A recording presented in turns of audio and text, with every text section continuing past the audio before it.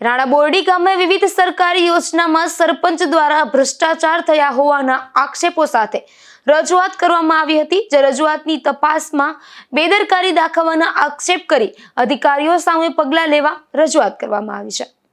પોરબંદર જિલ્લાના રાણા બોરડી ગામના સરપંચ દ્વારા વિવિધ સરકારી યોજનામાં ભ્રષ્ટાચાર મામલે અનેકો મુદ્દાસર સાથેના પુરાવા સહિત માતૃભૂમિ સંસ્થા દ્વારા રાજ્ય સરકાર અને કેન્દ્ર સરકારમાં ફરિયાદ દાખલ કરવામાં આવી હતી તથા સમગ્ર મામલે તપાસ રાજ્ય સરકાર અને કેન્દ્ર સરકાર પાસેથી થાય તેવી માંગણી સાથે મિશન માતૃભૂમિએ ફરિયાદ કરી હતી।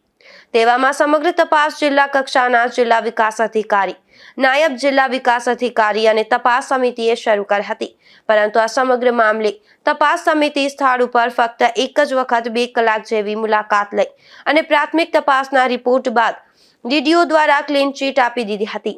આ સમગ્ર પ્રક્રિયા દરમિયાન થયેલી તમામ કાર્યવાહી સાથે મિશન માતૃભૂમિએ ગંભીરતાથી ધ્યાને લઈ અને બંધારણની જોગવાઈઓ સહિત આરટીઆઈ પણ કરવામાં આવી છે। આ ક્લીન ચીટ આપવા બાબતે ખુલાસો થયો હતો કે બંધારણની જોગવાઈ મુજબ કોઈ પણ તપાસ અહેવાલ ફરિયાદીઓને આપ્યા પહેલા કે જવાબ લીધા વગર કોઈ પણ નિષ્કર્ષ કે ક્લીન ચીટ આપી શકાતું નથી, જેનું સ્પષ્ટ બંધારણનું ઉલ્લંઘન થતા જિલ્લા વિકાસ અધિકારી વિરુદ્ધ તથા નાયબ જિલ્લા વિકાસ અધિકારી અને તપાસ સમિતિ પોરબંદર વિરુદ્ધ વિકાસ કમિશનર ગાંધીનગર અને પ્રધાનમંત્રી કાર્યાલય મુખ્ય સચિવ સહિત ઉચ્ચ કક્ષાએ રજૂઆત કરવામાં આવી છે। હવે રાણા બોરડી પ્રકરણ અને કૌભાંડો મામલાની અંદરમાં જિલ્લા વિકાસ અધિકારી દ્વારા તપાસ સમિતિ રચવામાં આવી હતી। 6 મહિના જેવો સમય વીતી ગયો તેમ છતાં રાણા બોરડીની એક જ વખત સ્થળ તપાસ અને તપાસ સમિતિ આવી હતી।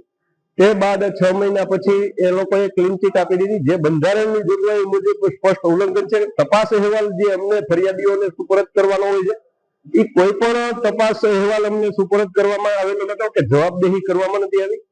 પ્લસ અમારો કોઈ પણ પ્રકારનું સ્ટેટમેન્ટ લીધા વગર જ બંધારણની જોગવાઈનું સ્પષ્ટ આઈએએસ કક્ષાના જિલ્લા વિકાસ અધિકારીએ ઉલ્લંઘન કરેલું હોય, જે અનુસંધાને અમે માનનીય પ્રધાનમંત્રી શ્રી, મુખ્યમંત્રી શ્રી, પછી ત્યાંથી વિકાસ કમિશનર શ્રી અને મુખ્ય સચિવ શ્રીને વ્યક્તિગત હિન્દી ભાષાની અંદરમાં પ્રથમ વખત અમે ફરિયાદ દાખલ કરી છે અને બંધારણની જોગવાઈ, સુપ્રીમ કોર્ટના જજમેન્ટ સહિત ઉલ્લેખ સહિત અને કઈ કલમ હેઠળ જે ઉલ્લંઘન કરવામાં આવ્યું છે તે તમામ વિગતવાર ફરિયાદો દાખલ કરવામાં આવી છે। વધુમાં રાણા બોરડી પ્રકરણ સિવાય ગૌચર જમીન મામલાની અંદરમાં પણ જિલ્લા પંચાયત અવારનવાર ખાલી પેપર વર્ક અને પત્ર વ્યવહારના અનુસંધાને કાર્યવાહી કરી અને મૂકી દે છે। એના અનેકો દાખલા છે।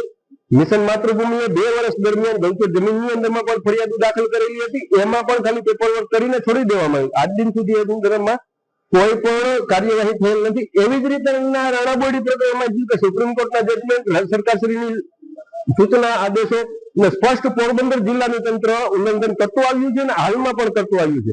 હવે અમે મિશન માતૃભૂમિ તરીકે અને સંસ્થાના માધ્યમથી જે કેન્દ્ર સરકારે અમને ઓથોરાઇઝ કર્યા છે અને અધિકારો આપેલા છે, તે અધિકારોનો ઉપયોગ કરી અને માનનીય ન્યાયપાલિકા અને મુખ્યમંત્રી શ્રી અને પ્રધાનમંત્રી શ્રી કાર્યાલયમાં અમે વ્યક્તિગત અને વિગતવાર બંધારણની જોગવાઈ અને સુપ્રીમ કોર્ટના જજમેન્ટ સાથે ફરિયાદો પોરબંદર જિલ્લા તંત્ર વિરુદ્ધ કરી રહ્યા છે।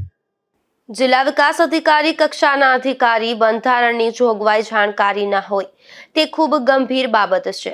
પોરબંદર જિલ્લા વિકાસ અધિકારીએ બંધારણની જોગવાઈનું કોઈ પણ પાલન ન કર્યું હોવાનું જણાવી મિશન માતૃભૂમિ સંસ્થાએ ઉચ્ચ કક્ષાએ ફરિયાદ કરી છે। નિપુલ પોપટ સાથે અશોક થાનકી, ગુજરાત ન્યૂઝ, પોરબંદર।